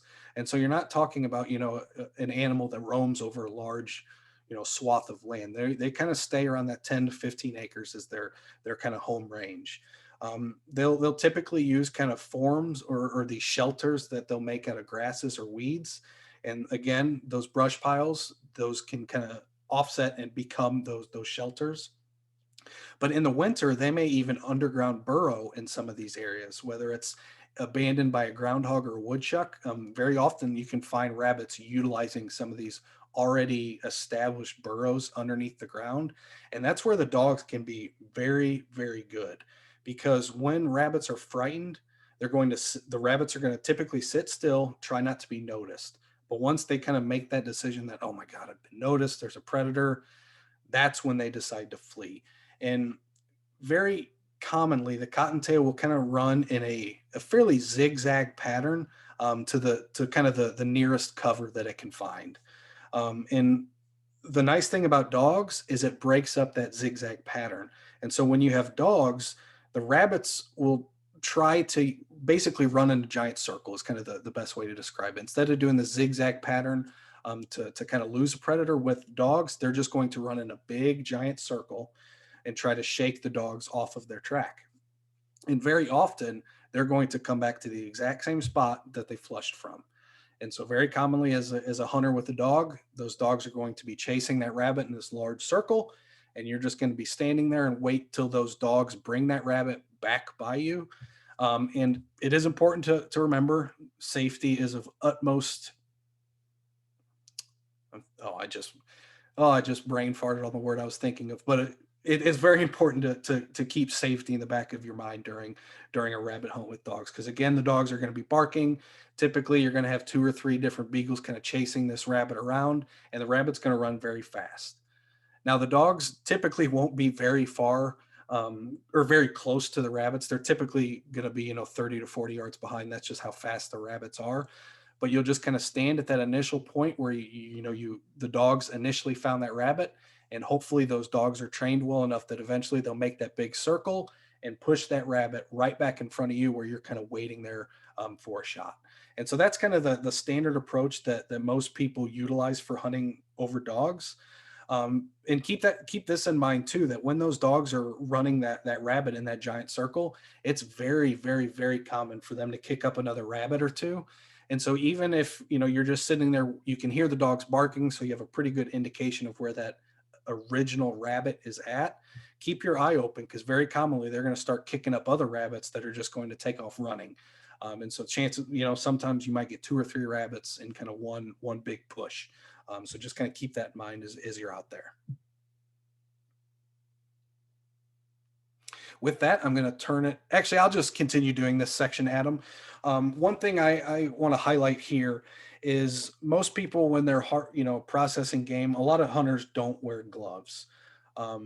Rabbits are the only species that I recommend that I recommend everybody wear gloves, but definitely wear them when you're processing rabbits. And we'll get into that in a few minutes, but we're just going to quickly show a few illustrations on how easy it is to field dress and clean squirrels and rabbits. You can kind of do this same process for both of these different species. I will say that every squirrel hunter, every rabbit hunter has their own way of doing this. So this is just kind of the way I do it, and it's just a really good way to get started, and then you can kind of refine the way you do it as you get more experience. But again, you want to be wearing impervious gloves with squirrels, but particularly with rabbits. Always wear impervious gloves when you're handling rabbits and squirrels. So the first step is you're just going to take your knife and cut basically a circular incision around the middle of the carcass.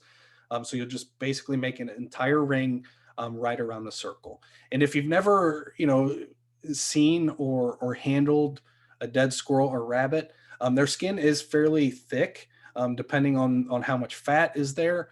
So it might take a little bit to get that initial, incision made.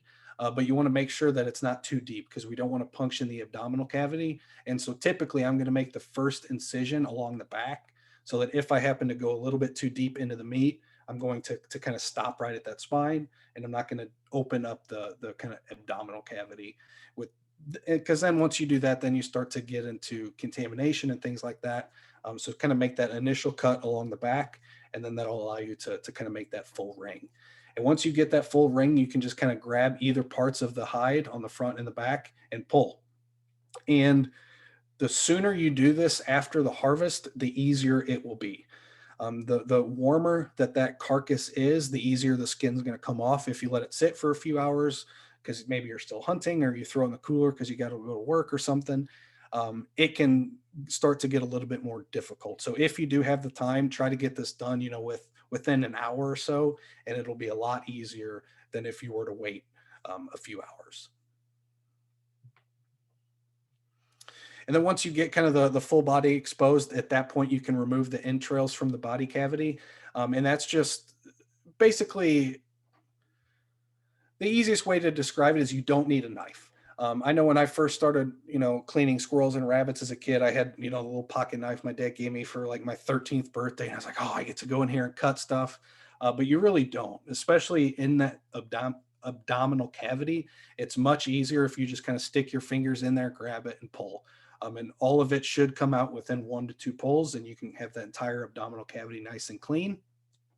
At that point, that's when I cut off the feet, the head, and the tail of the carcass.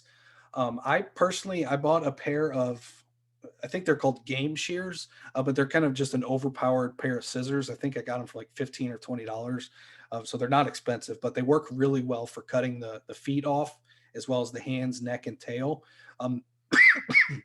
Excuse me, they work really well for upland birds, for waterfowl, as well as squirrel and rabbit. So that's a reasonable investment if you're looking to get into hunting small game.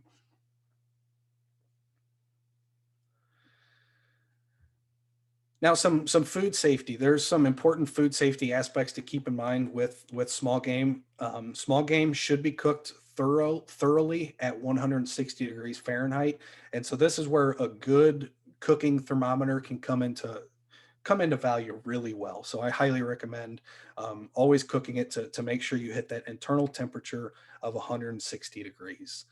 Rabbits and other small mammals host a variety of different parasites.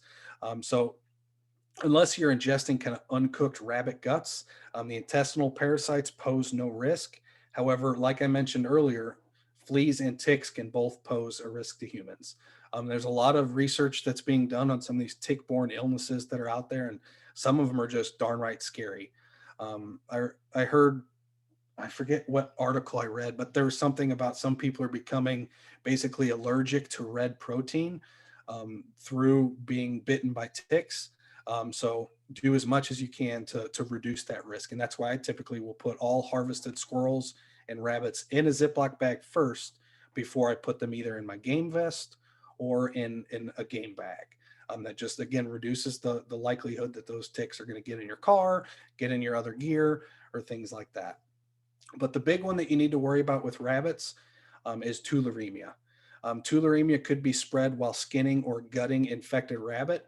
And that's why it's really, really, really important to always wear impervious gloves when you're handling rabbits. Now, there are a few kind of key characteristics that can help you identify whether or not a rabbit has tularemia. Um, but some overall guidance of kind of what tularemia is. You want to avoid being bitten by ticks, scratched or bitten from infected wildlife. You don't want to contact your eyes, feces, urine, or blood from infected animals. And if you can think about when you're processing it, you're basically touching all of those. And that's why it's so important to wear these impervious gloves when you're skinning or handling rabbits.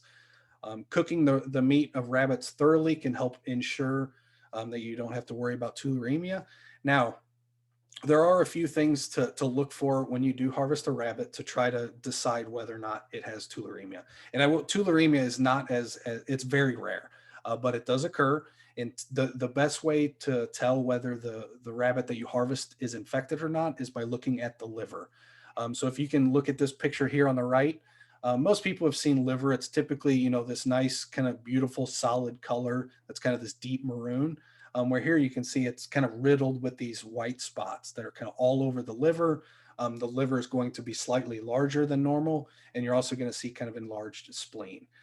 At that point, if you ever see, a rabbit liver that has these white spots, go ahead and just discard that rabbit immediately. Clean all your tools and everything nice and good, but do not eat the meat from that particular rabbit. And I should say, if you happen to, get an animal that has tularemia and you do not want to, again, you want to discard it, that does not count towards your possession limit. So since it's not suitable for human consumption, at that point, your possession limit would drop by 1. But with that, I'm going to turn it over to Jason. Thanks, Dan. Nothing like diseased livers and coprophage to get your mouth watering. You know what I'm saying, bud? But that's how this one plays out. So this is just an example of some recipes that we have. We also have a couple other recipes on our website for other different species of animals that you might be hunting. And there are some specific game cookbooks out there that are very good. You can find them at your local bookstores or online. So check that out. So something that is like the main part of hunting is what do you do after you hunt and you harvest your animal, and then that's the eating. We don't have a lot of times to go over all different ways of preparing the meal, but here are a couple of them. And I know, Dan, if you're still on, you can talk a little bit about squirrels and dumpling. I know you've made that before. Yeah, definitely. Like Jason mentioned, squirrel is, again, this is where every hunter is going to be a little different. I know Curtis is kind of the exact opposite of me. I personally prefer the taste of rabbit over squirrel, particularly if I'm going to fry it. I like to use rabbits for that. What I like to use squirrel for is kind of stew-based meals, and one of my all-time favorites is squirrel and dumplings. It's just one of those that that just really seems to be kind of a party pleaser. And it's a really good way to make a dish go a long way. And so, you know, if I'm having friends or family over pre-COVID, obviously, squirrel and dumplings is one of those things that allows a lot of people to try wild game, but still get full. Because, you know, 5 squirrels, if you're going to fry it up and eat it, it doesn't go as far if you're having, you know, a bunch of people over. And so I try to find recipes that allow that protein to go a little bit further. So squirrel and dumplings is one of my all-time favorite. And another one of my all-time favorite that I make every New Year is buffalo squirrel dip. And so if you go on any of this websites and kind of look for buffalo chicken dip, a lot of them use kind of canned chicken in the recipe. I make the exact same recipe, but I cook squirrel ahead of time and use the squirrel meat in that buffalo dip. And that's a really great one to, again, get a lot of people to try wild game that may not. Ahead of time. Now, again, I will say warn everybody ahead of time that it is squirrel, because there's a lot of people here, oh, squirrel, I don't want to eat squirrel. But again, I like to try to find these recipes that allow that meat to go a little bit further and can allow multiple people to kind of eat on it. I'll let Curtis kind of talk up rabbit. I know or talk up squirrel a little bit more, but fried rabbit is my favorite way to eat rabbit. I prefer the rabbit meat a little bit better. It's a little bit meatier in my opinion. It's not as kind of flaky. It's got a nice bite to it, but you're also getting bigger legs and bigger chunks of meat. And so that's why I typically will fry rabbit. But I'll let Curtis talk squirrels up, because I know he's team squirrel. Yeah, team squirrel all the way. No, rabbit's real good. I feel like, so rabbit is a very white meat. I mean, you know, by look, appearance, and taste, it's tough to tell the difference between chicken. If anything, maybe it's a little bit more dense, like is what you were getting at there, Dan, talking about, you know, being flaky. And so very, very good. But to me, squirrel is like dark meat chicken. It's more flavorful and just more versatile and less chickeny. So I like it. Awesome. And we are going to be having a webinar in February where it's going to be a lunchtime webinar. But if you can't make it at noon, again, you can register and you'll get a recording of that webinar.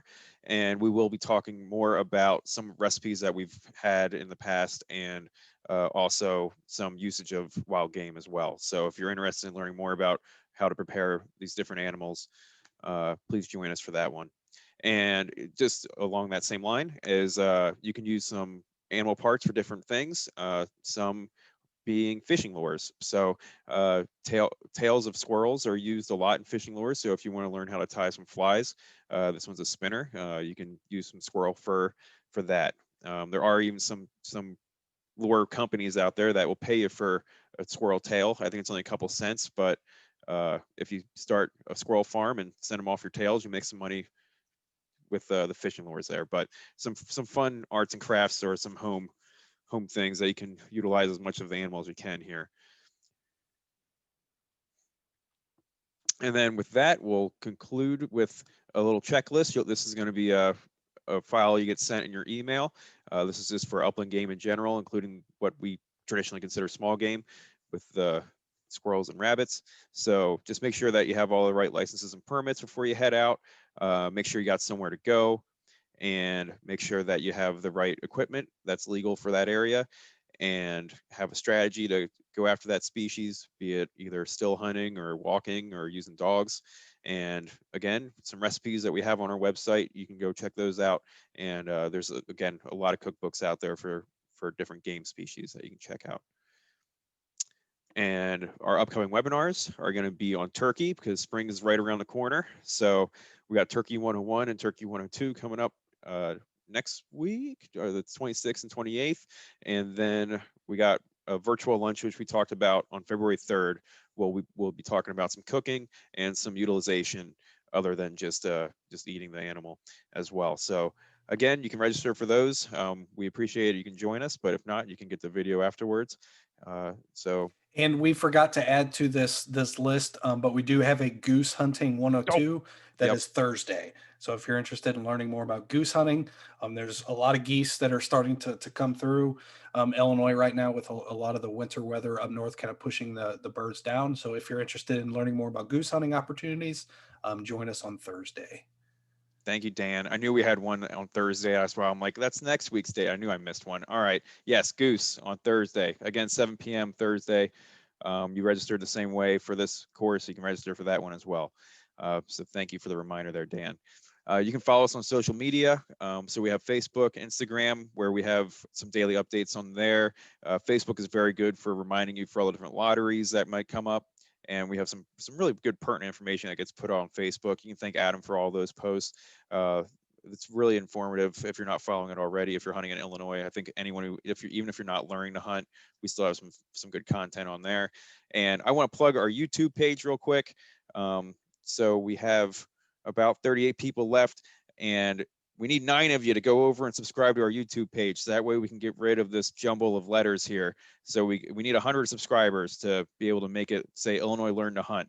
So that's the one ask I ask of you guys, is head over there. We don't put too many videos up, but we're gonna be churning them out here this spring, given that we can't have our in-personal webinar classes that we have and our workshops. We're going to be putting a lot more videos out, instructional videos. So go and subscribe to that, help us get to 100, and we can change this to Illinois Learn to Hunt and make it easier for people to find through YouTube. So a couple other plugs real fast before we go to the questions.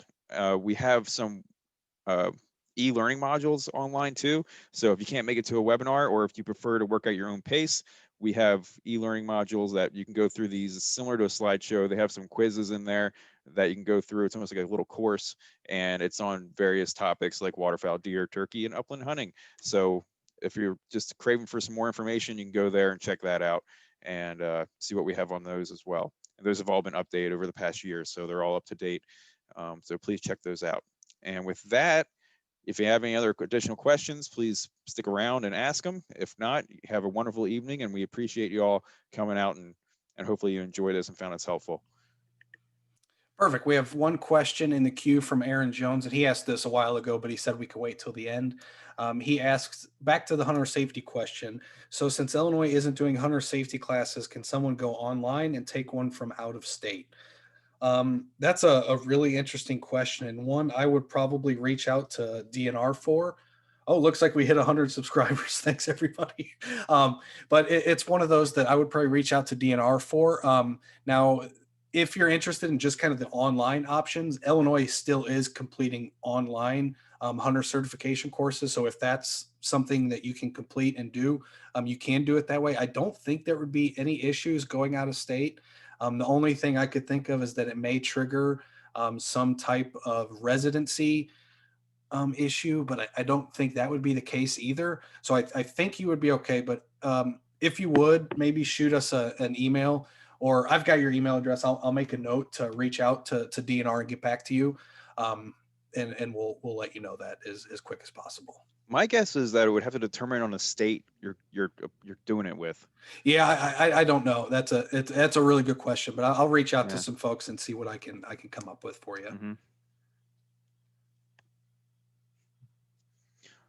Again, thanks to everybody for joining us. If you have any other questions, real quick, we'll wait around for a couple minutes. If not, you guys have a wonderful evening.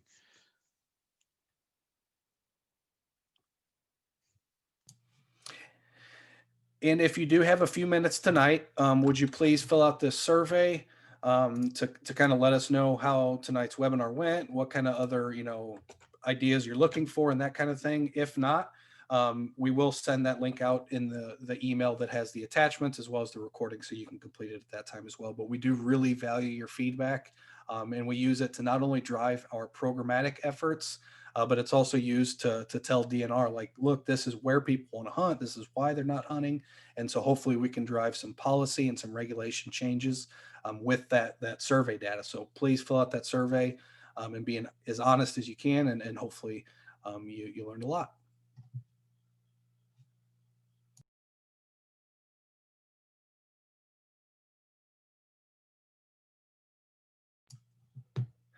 Look like we have another question from David Richter.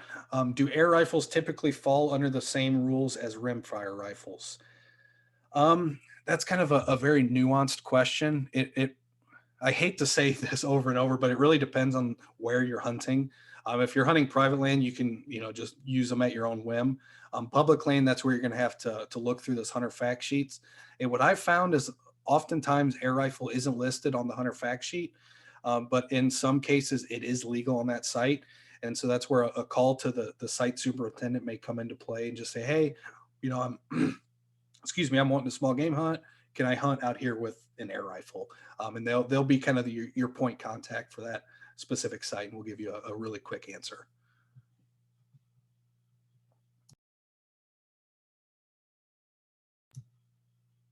Well, with that, we're about 30 minutes over time, so I think we're going to go ahead and close out. Again, thanks everyone for joining us tonight, and hopefully we'll see you at future webinars and future field events when we can get back to those in-person events, and maybe we'll stumble across you at some point at some of these hunting sites and see you out in the field. So with that, thanks for joining us, and have a wonderful evening.